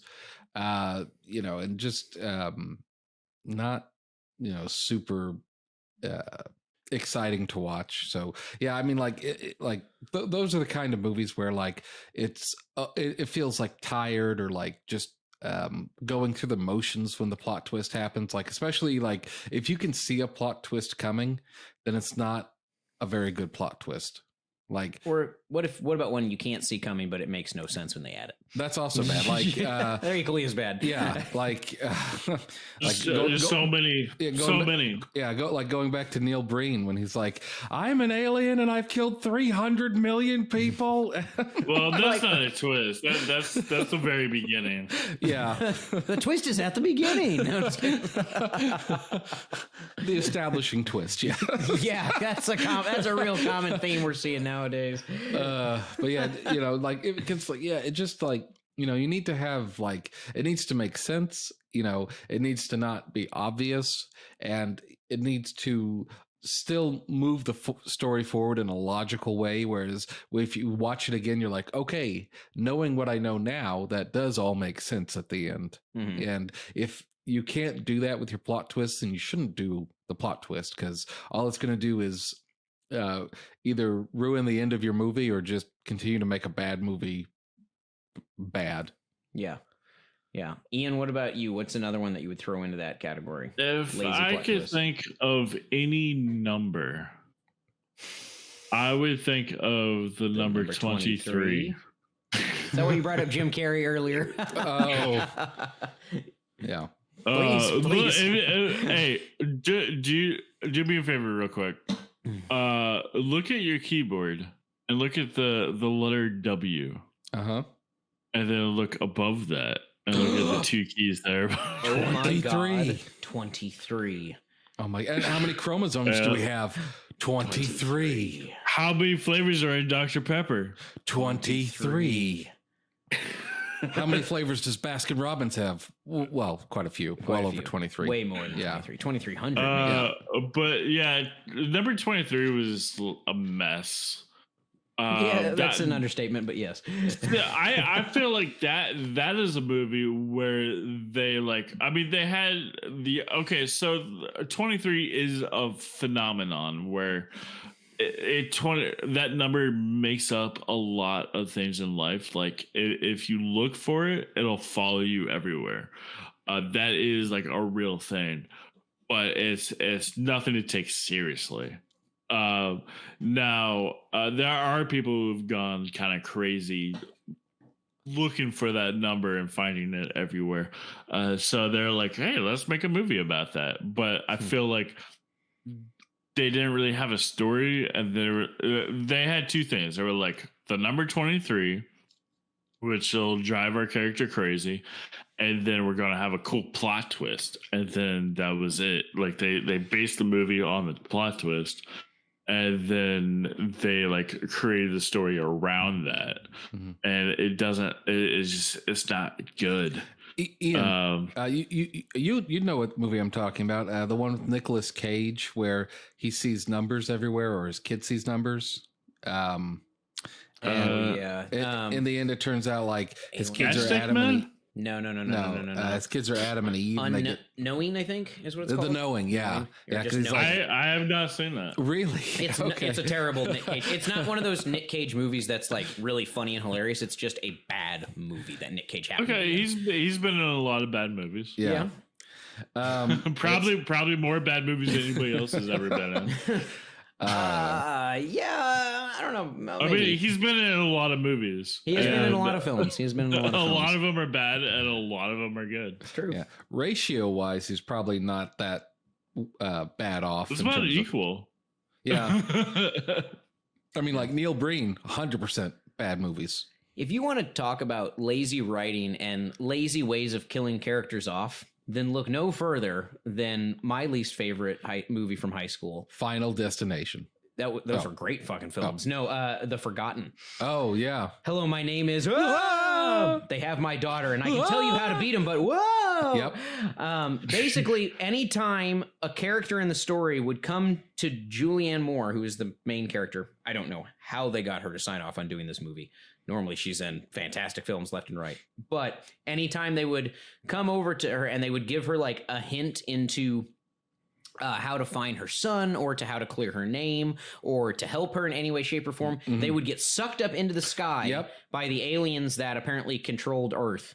The controlled sucking. Yeah, and then they didn't ever actually explain how the aliens got there, why they were there. It was a very... Contact. That's another movie that was kind of ruined by its plot twist. Yeah. Actually, Contact, that's a really good one, actually. Yeah, I didn't even think about that. Yeah, God. Got all about that. Yeah. That was really ruined by the plot twist. Yes. It was basically... that one was ruined by the plot twist. At least in The Forgotten, the entire script sucked. So that was fine. You know, basically this woman has memories of her son, and these people convince her that the memories of her son are false, and she peels the onion back layer by layer. I mean, I'm going to use that a lot tonight, but she keeps peeling it back, and every time she peels it back, she finds more to the truth that the government and these aliens are covering up the disappearance of her son. I don't really remember the reason why. I'm not sure. But aliens were behind it, and that was the end. The end was her finding the kid and the aliens hot on their trail or something. Once again, another ambiguous ending. Yeah. But it was one that was that was probably the laziest one I've ever seen. Now, I remember you chose to go see that instead of Shaun of the Dead. You know, you screwed me over on 2 Nick Frost and Simon Pegg movies. I didn't. 2. You weren't born early enough. That is not my fault. Okay, you were too young to see that movie. If we had all gone in separately, like I suggested, they would not have had that security person waiting at the door to check our tickets. I don't know. If we had all just gone in like a few minutes apart, like 2 at a time, 1 at a time, we would have been fine. We could have easily snuck in. Yeah. But we were talking about it and went in all as a group, and then you guys were the only ones. Anyways. Yeah. In fact, Neil and I should have distracted the guard while you and LJ snuck in. Actually, that would have been great. Yeah. Why didn't we think of that? I don't know. We had 4 of us. That would have been a great plot twist. Yeah, in life, in the plot twisting of life. It's a plot twist in life. There's a ton. There's always going to be a ton, and we'll get into those here in a second. So tonight, I don't necessarily want to do a Mount Rushmore +1. I feel like I don't want to do it without Neil here, and I feel like there's so many different ways to look at these plot twists. Our favorite ones. I mean, the best ones, what does that mean? Does it mean the most influential? Does it mean the most entertaining? Does it mean the most exciting? The ones that we personally like the best? What does it mean, kind of thing? So I just want to go ahead and let's each give 3 of our favorites. We've already mentioned a lot tonight. Give 3 of our favorites and why they're your favorites. You don't need to explain the whole plot of the movie. Just give us the breakdown. I'm sure a lot of ours are going to be pretty popular films for the most part. So hopefully most people will have heard of them. So let's go. Ian, let's let you start on this one. Give us one of your favorite plot twists of all time and why you love it so much. Well, Planet of the Apes is the classic one. I mean, it's a classic one, but yeah, it's simple. It's to the point. It's kind of been done before at the time, but it was really unique at the time. It really like blew people's minds. It did. It really did. And it was a plot twist that involved America, like an entire country. You know, it wasn't just the entire planet. Yeah, exactly. The entire planet. Not United States of America. Right, but the twist at the end was the statue of Liberty. So the sandy beaches of New York. Well, that to be clear, I'm talking about the original 1969, not the Tim Burton remake, not the Tim Burton 2001. Did he do that? Statue of Liberty. Mark Wahlberg. Fucking Paul Giamatti. Dr. Zayas. Oh God, no. No. The Simpsons one is clearly the best. That's a pretty great one. The most superior version. Well, of course. I hate every ape I see, from chimpanzee to chimpanzee. Gary, what about you? What's one that pops into your head that you just really love? I think Stepford Wives is a pretty interesting one. Like really, interesting. Because like it's like this guy in this community, like he and his wife moved to this like New Hampshire kind of town or wherever they're at, and like there's just something really off about it the whole time, and like you can't really put his finger on it. And then like the twist is that like all the wives there are like robots. Like, and like it's just like they should be. Just like it's just a really kind of like oh that's why they're acting kind of curious like that, So I would, yeah, that's a solid one. They just actually had a movie called "Don't Worry, Darling" come out. That's very. It seemed very, very Stepford Wives to me, and I remember watching the trailer, and I guessed the plot after watching the trailer because it literally reminded me of Stepford Wives. So I was like, this is eerily similar. And then I had a couple friends see it over the last few weeks, and I just told them to tell me the ending because I wasn't interested in seeing it, and I was right. Yeah. Okay. I won't break because that one just came out. I won't spoil any part of that one, but yeah. Anyway, but yeah, no, Stepford Wives, the original itself, was pretty good. That was Nicole Kidman and who else? Well, that's not that's a remake. Yeah, but that one too. When I say original, I mean the one that I've seen. Okay. I don't care about the one that came out 20 years prior. No, but who else? Was Matthew Broderick part of that one, or yeah, he was the husband. Okay, It started out as a '60s movie, I think. Was it 60s or 70s? Yeah, it's one of those. Yeah.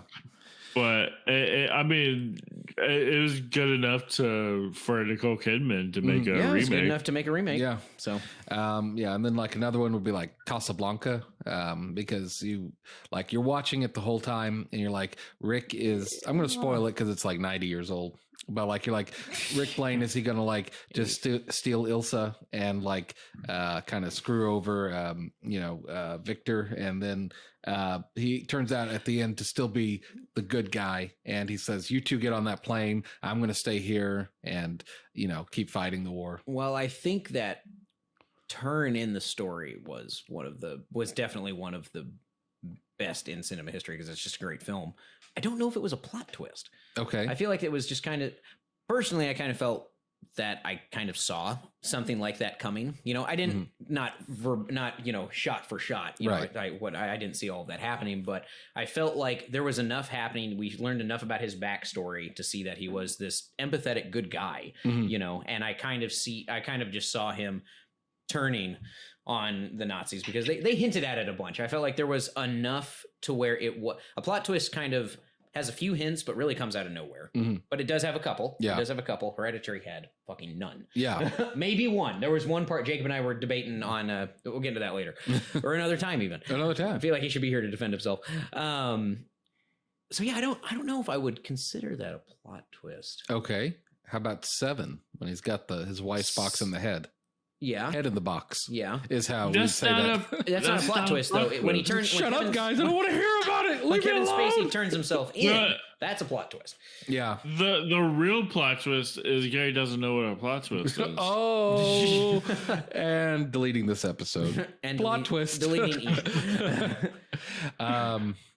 Okay, then I'm just going to stay with Stepford Wives. No, but I mean, like, it's so close to a plot twist. There's... You're so close to being right. No, that's not it. No, it's just like, that's why I asked earlier, how do you define it? Yeah, exactly. Because to everybody, it's a little different, For me, honestly, I would say that I had already talked about American Psycho and 7, Sixth Sense. They're all great. They're all fantastic. Personally, probably just my favorite one was in Memento, which is Chris Nolan's like original hit.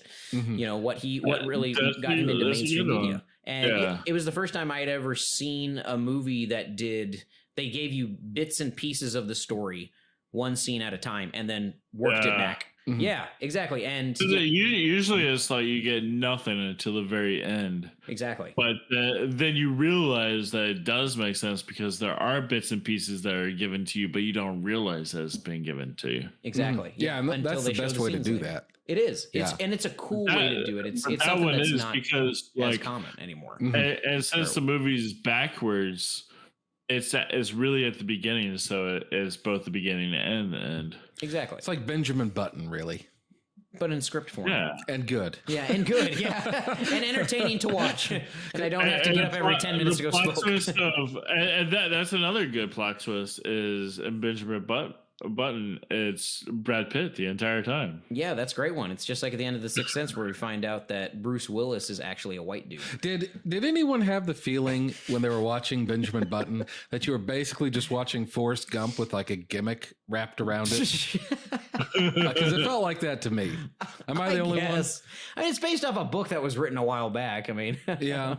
I don't know what was written before that book or the novel of Forrest Gump, but You mentioned that movie, which is a Christopher Nolan movie. My favorite Christopher Nolan. I mean, all of his movie. He's like the good fucking what's his name from Sixth Sense? That guy.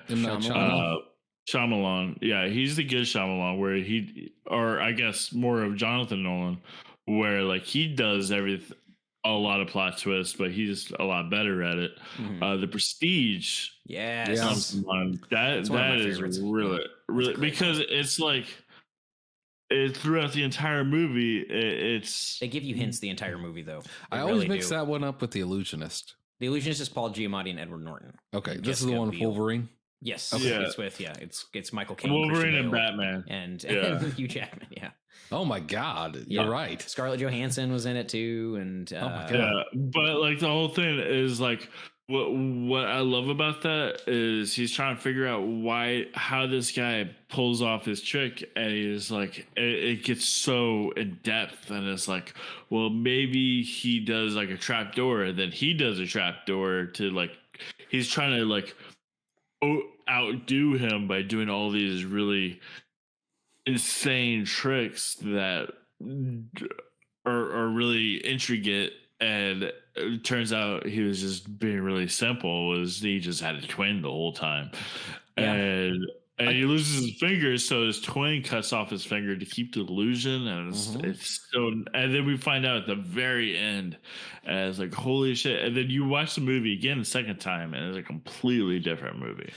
Is that the one where they have like keep making clones of him, and he keeps killing them all? Yeah. Yes. Yeah. Okay. Because later Hugh Jackman he's able to have clones of himself. And there's like that scene with all the hats and the rabbits. Correct. Okay. Yeah, that's the thing. He goes so intricate. He's trying to like he goes so deep into obsession, and like that's what the movie's really about, is like how dangerous obsession is. And he just like his girlfriend leaves him. He ruins his entire life to chase this one guy. He kills himself hundreds of times. Yeah, like he literally kills himself. It's just a carbon copy of himself, basically, at that point. Yeah, and it's just over and over. His obsession gets in the way, and all that Christian Bale is doing. He just has a twin the entire time. It's so simple. But you don't see it coming until the very end when they reveal it, and you're just like, holy shit. I know. That honestly might be one of the best plot twists that is hinted at throughout the entire film and used in the most clever way. I know that's a long description of one subgenre, I guess, but what I really loved was the fact that the actual wife said, I don't know, it was something along the lines of, I don't know which day you love me. I don't know which. She was like, some days because there's two of them. Exactly, because one day one of them loves her. Yes, one brother actually loves her, the other brother loves Scarlett Johansson. And so that was really cool to try and like watch it 2, 3, 4, 5 times and pick out. I still do it to this day because I haven't figured out all of them, just because it goes by so fast. I'm not going to rewind every scene. But when the scenes come up, guess which twin it is. I've always really enjoyed doing that. Who was the wife? I don't remember. I think it was Sarah Polley was the actress's name, I think. Okay. Well, what do you mean? I'd probably go with Scarlett Jo on that one. Okay. Well, there's nothing new what we're talking about, Gary. Okay, great. Yeah, Scarlett Johansson's a beautiful woman. Gary, what the hell, dude? Gary trying to derail me all night, Gary. Plot twist, I'm derailing Johnny. Plot twist, we'll have to redo the entire intro and wait for 30 minutes and fix this technical dilemma. No one would have known about that if you hadn't said it, Johnny. Sorry, Ian, continue. Yeah, that movie's so good because not only is there this plot twist, but it's also, there's also the other messages of obsession and how both of these guys who are like, they're ruining the lives of those around them, and it's just like, his wife commits suicide because she's so fucking like it's crazy of how she's just gaslighted. I don't blame her. Suicide. Yeah, he drove her there, or one of the twins did. They both did technically. Technically, yeah. What? Yeah, I mean, it's that movie's so crazy, and it's just like, and then us, the audience, are being gaslighted, and we're just like, this is just, I don't know what's real anymore until the very end. You're like, oh, okay, I get it, okay, and now I feel smart because I understand it. Gary, what about you? What's another one that pops into your head? Well, I mean, like, we kind of already said like Fight Club. I mean that is kind of like. I mean that's a classic. Yeah, I mean, 'cause that's kind of like, I think, the almost prototypical one, because It's the quintessential. I mean, like, it's just it's so well done because it just so utterly transforms your understanding of the whole movie. And it's done very well. So I think it's really a solid. Like, if you're gonna like study like what is a plot twist, Fight Club would probably be like one of the top movies you should look at to get a good example of that. Yeah, I would have to say that's accurate. I mean, we brought that up with that in Sixth Sense for sure. There actually was another really, really great one from it was 2000 or 2001, but Nicole Kidman and the movie called The Others. Oh yeah, that was actually one of the ghost one. Yeah, the ghost one where they're the ones haunting the people the entire time. Sorry, spoiler alert. It's been over 20 years. That's my rule. If it's been over a decade, actually, I normally just like, go see it. This entire episode is plot twist. Yeah, exactly. That was spoilers. Yeah. That was probably the, as far as horror movies go, Friday the 13th certainly was an interesting. I didn't see that till I was a lot older, though. I saw The Others when I was like 13 when it came out. And Friday the 13th. That's another one. Yeah, that was another one. Yeah, and that but The Others, though, at the time, it blew my mind. I was just like, because I had just seen The Sixth Sense like a week before. I hadn't seen, everybody been talking about it for like close to a year. And then finally my buddy, Mike Treese, came back from, his family was living in China for that time, came back for the summer. He was like, we have to watch Sixth Sense. So I watched it with him. And then my mom was like, oh, I got The Others. It's got Nicole Kidman. And we watched it. And she was like super scared because she didn't realize it was a horror. But Therese and I were just eyes glued to the TV. And I definitely slept with the light on. Don't get me wrong. It was a creepy movie. But they think they're being haunted basically the whole time. And they're the ones actually doing the haunting. Now that's really common in horror movies. That's, that's everyday kind of thing. But at the time, that was revolutionary. That was something that had never been done before. It was a trailblazer kind of thing. Yeah, absolutely. Yeah. Ian, do you have any more that kind of just ones that you absolutely love that you haven't mentioned?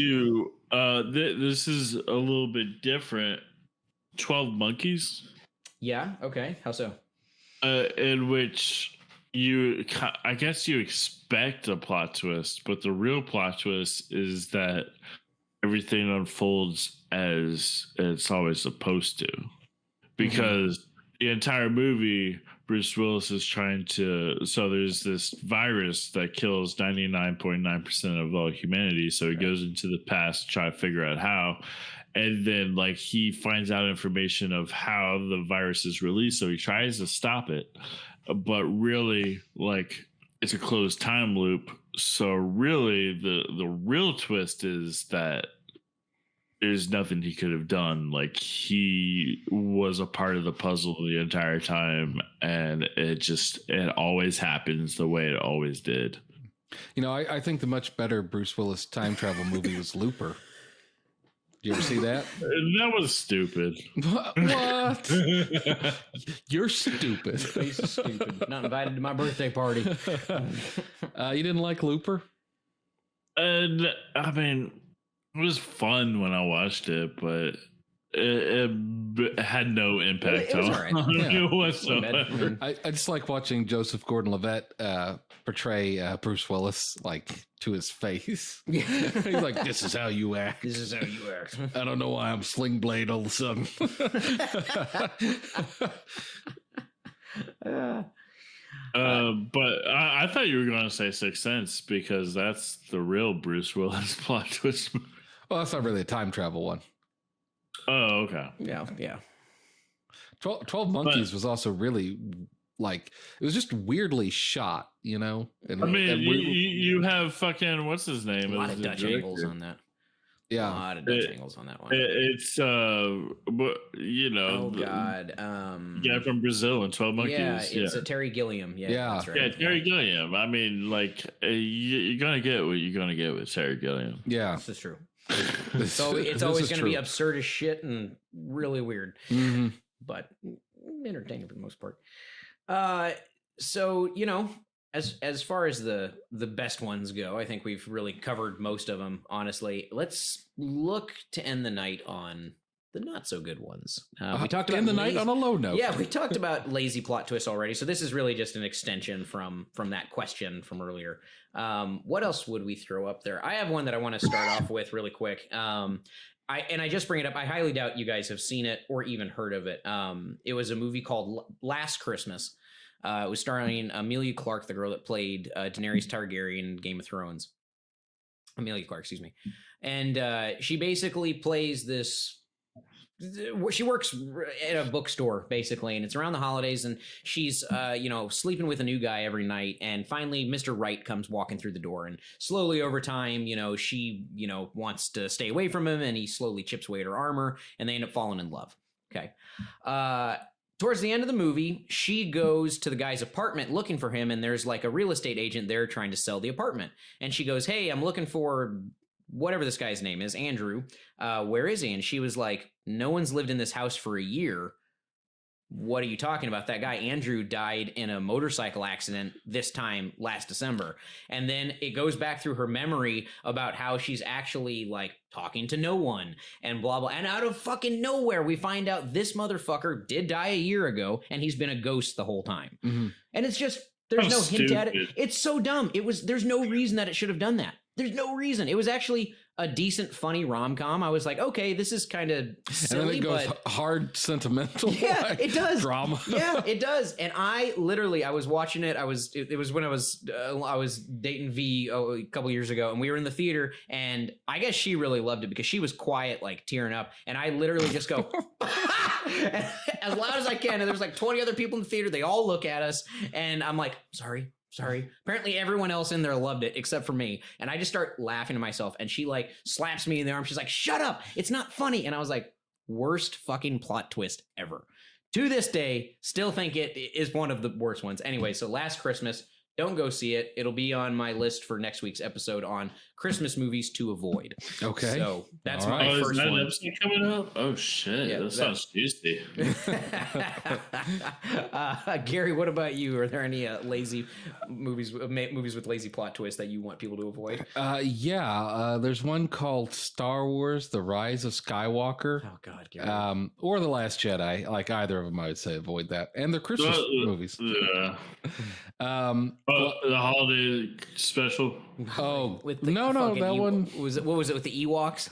The Chewbacca's Or the Wookiees. Okay. Chewbacca's. Nick's gonna kill me. He doesn't listen to He's this. not gonna listen to this. He won't know.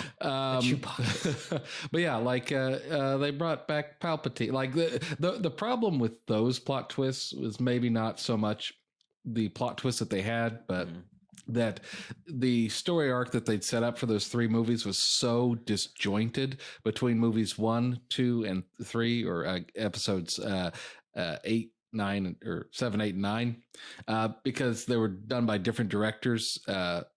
J.J. Abrams and then Rian Johnson that didn't communicate with each other or talk to each other or share the same vision.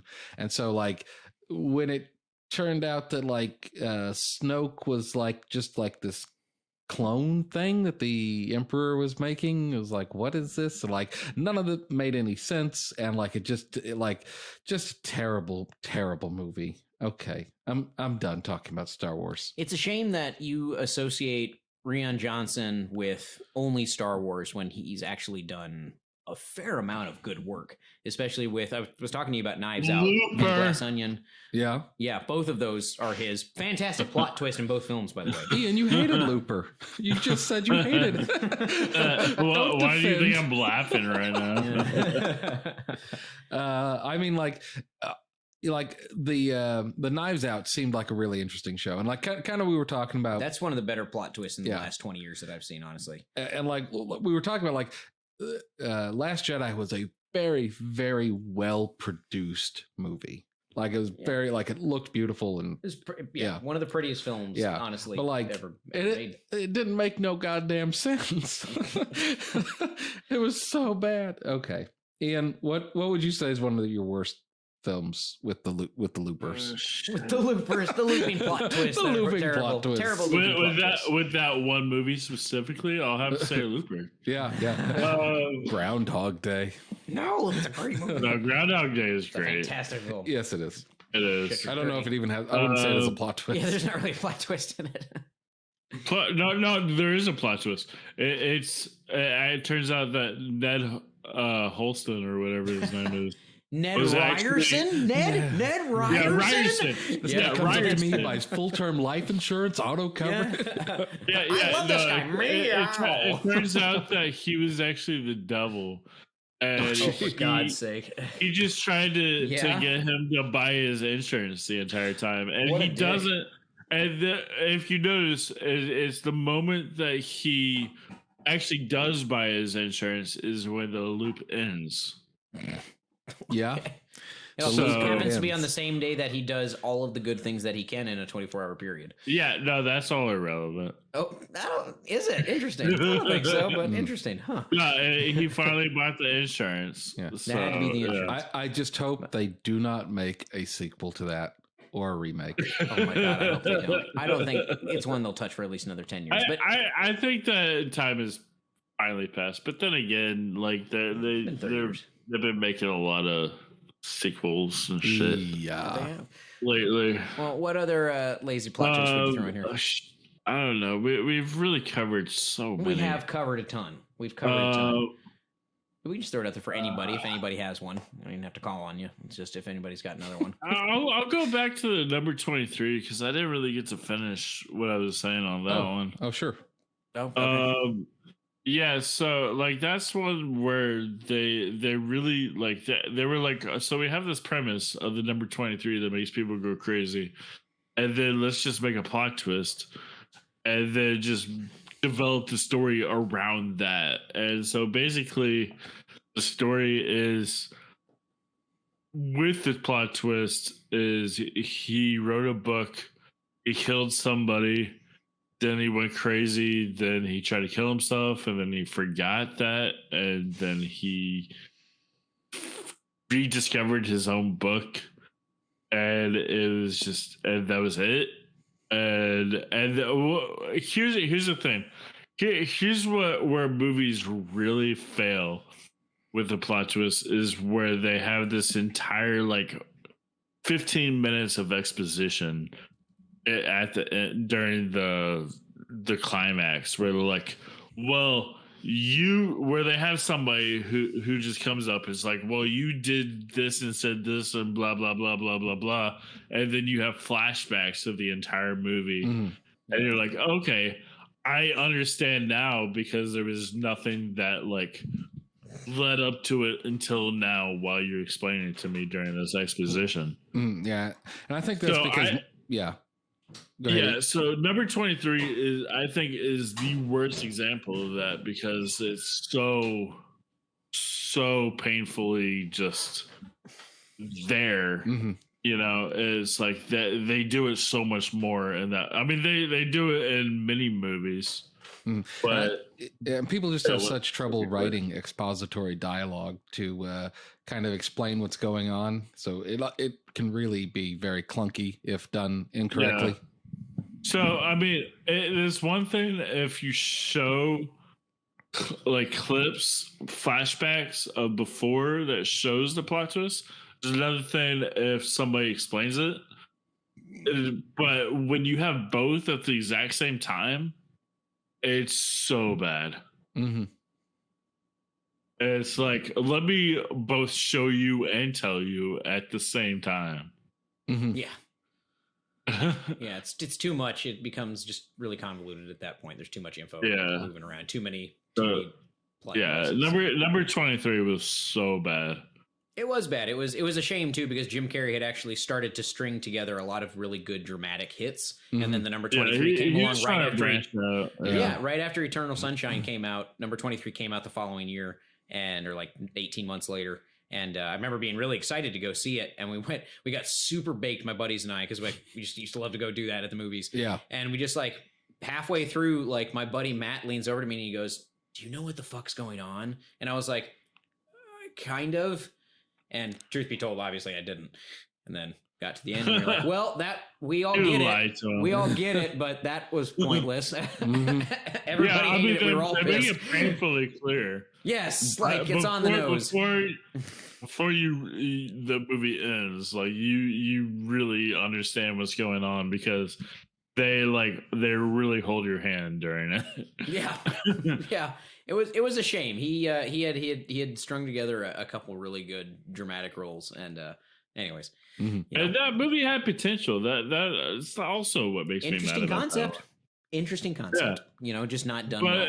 It's just like, yeah, okay. So you wrote this book, you killed somebody, then you forgot about it, and then you did it again. Yeah, exactly. Oops, I did it again.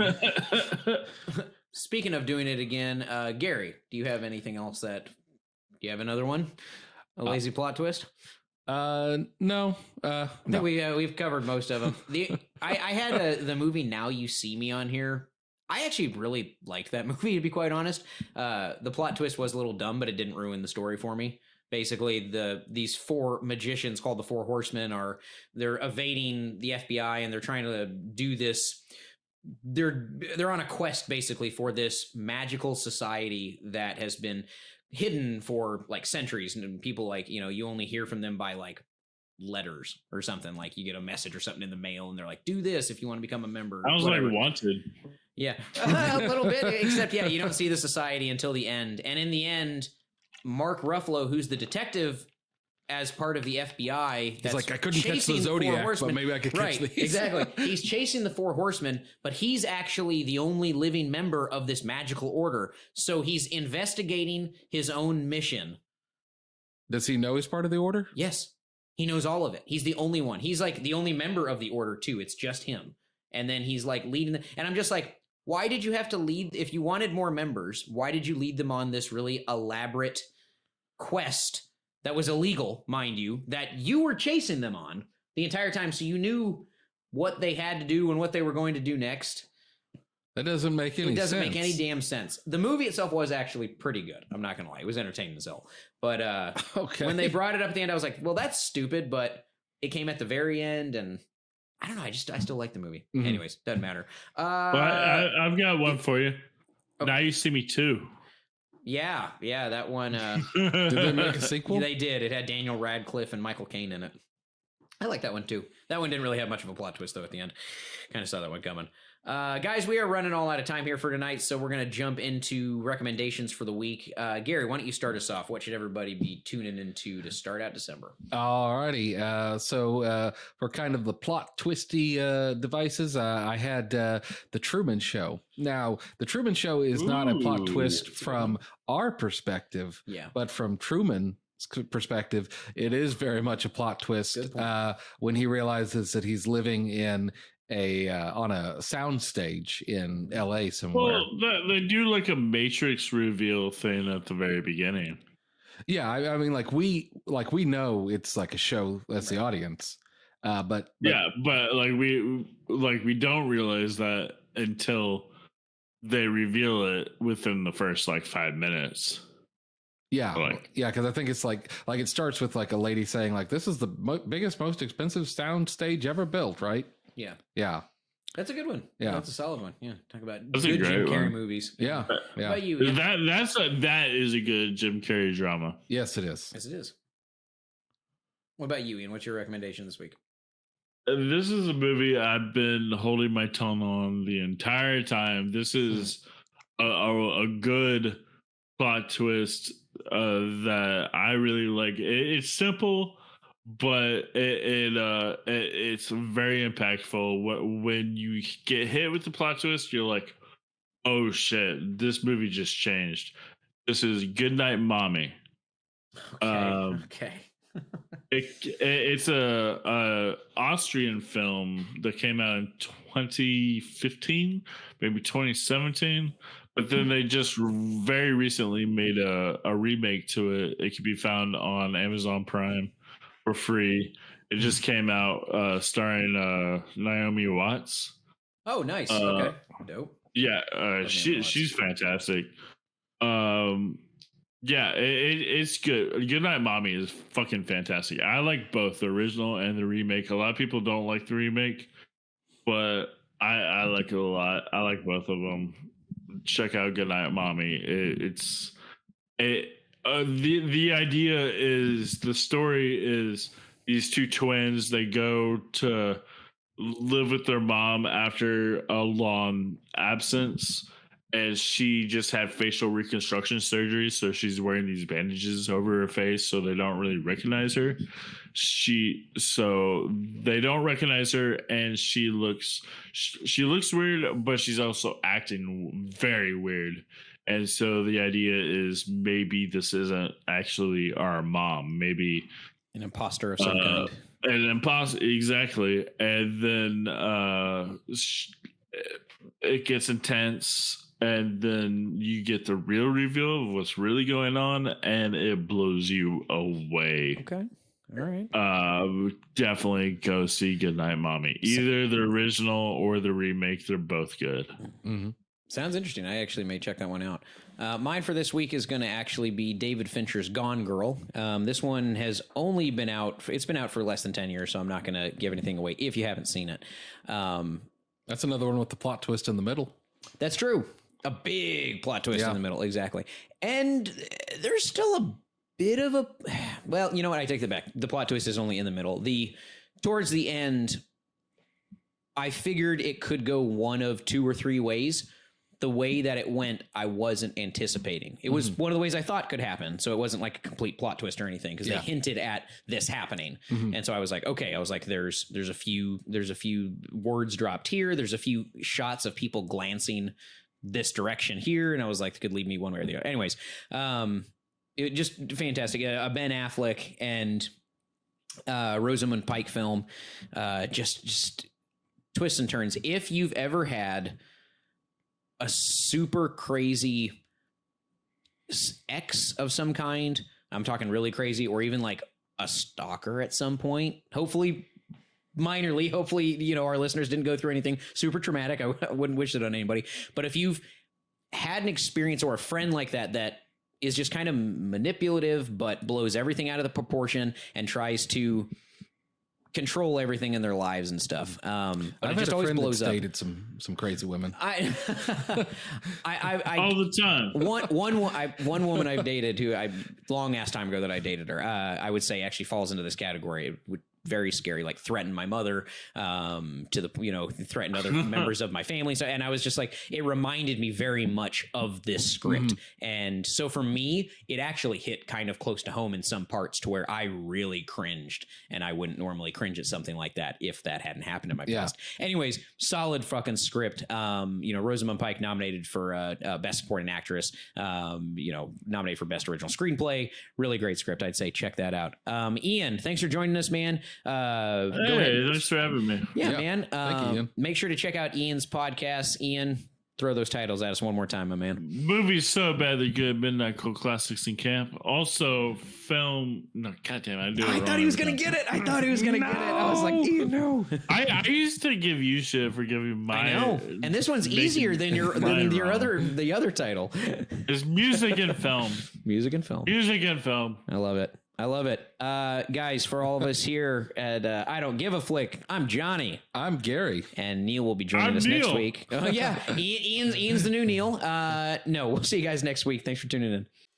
Thank you for tuning in to Leadfeather Productions' podcast of I Don't Give a Flick. Make sure to subscribe to our podcast so that you never miss an episode. Podcasts are available on Apple, Spotify, Google Podcasts, YouTube, and everywhere podcasts are hosted. I Don't Give a Flick is hosted and produced by Johnny Blackburn, Gary Elmore, and Neil Riley. Executive producer Johnny Blackburn, technical director, editor, and audio mixer Gary Elmore. I Don't Give a Flick is a Leadfeather production. Copyright Leadfeather Productions 2021.